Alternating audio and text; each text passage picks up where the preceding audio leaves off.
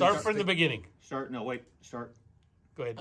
You sure? Yep. Okay, so this is the Takom 144 scale LUN Ekranoplan. I don't know. I think that's the right way we pronounce it. It's an old Russian in-ground effect aircraft. I just thought it was a cool kit. I've seen pictures and short clips of these things flying. Low to the water. I mean, throwing up lots of spray. I just thought they were really cool and just so weird looking. The kit didn't have a whole lot of parts. It took me a couple of modeling sessions to slap it all together. Even though it's 144 scale, it's still big. And I've got just a small portable spray booth at home. I had to do it in sections. So the fit was great on the kit. The kit went together really well. The instructions were really good.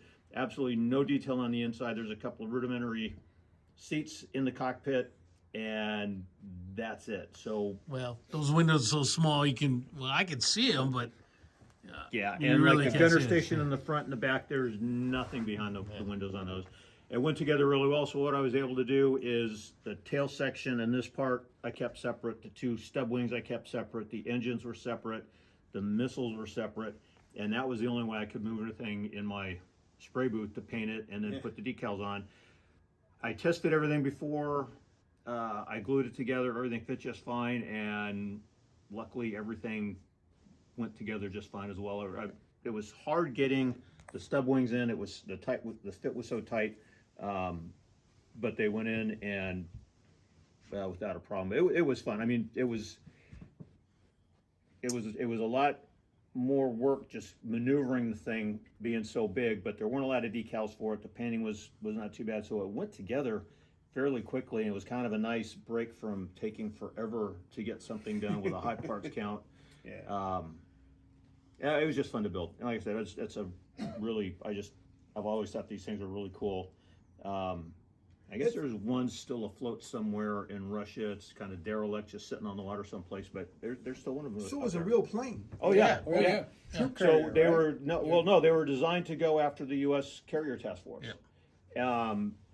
These are all anti-ship missiles. Yeah. But the Russian technology and design was so bad, one would go out and could use the radar to find the ships, but they had to have the other one there to fire the missiles. So they had to go out in pairs. There's 100 teams. Yeah. And They had to be almost within visual sighting distance of the ships for the radar to pick them up to get a good enough lock to launch a missile out. Yeah, I always thought these things were like a troop carrier. 'Cause I No. remember They as a did kid- make a version, not a version of this, but they did make a troop carrier. Yeah, the what do whole you it call was these supposed to again? stay Still below in-ground radar. effects? And then- In-ground effect aircraft. And, they made an And in-ground it's got, effect I mean, aircraft. it's got, I haven't seen pictures of the inside of the real thing, but it's got all the windows on there, and you'd think, yeah, it is, but everything, what little I found and looked red, they were just, Well, okay, yeah, that's Anti-ship cool. I missiles. just Well, remember. I figure those the things as a windows are kid, probably yeah. for the operators for the missile systems. Can And you I'm not imagine sure. being that thing when they launch a missile?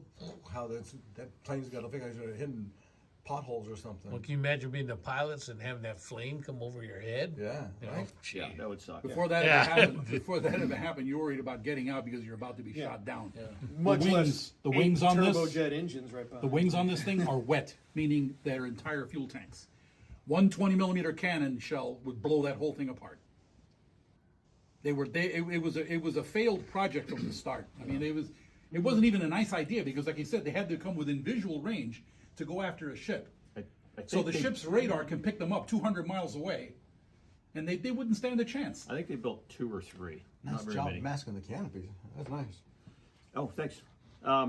Yeah, the only issue I had with any fit on anything was the front canopy. I had to sand the shit out of it, and it was 142nd scale, and the model was 144th because it was sticking out over the whole thing just a little bit. So I scraped off as much as I could. I hate using filler, and I don't scratch build, so that was about as good as it got. I like that. I think of the spruce goose. When I look at this, I think of something like that. Yeah, but it was fun. I got a kick. That's a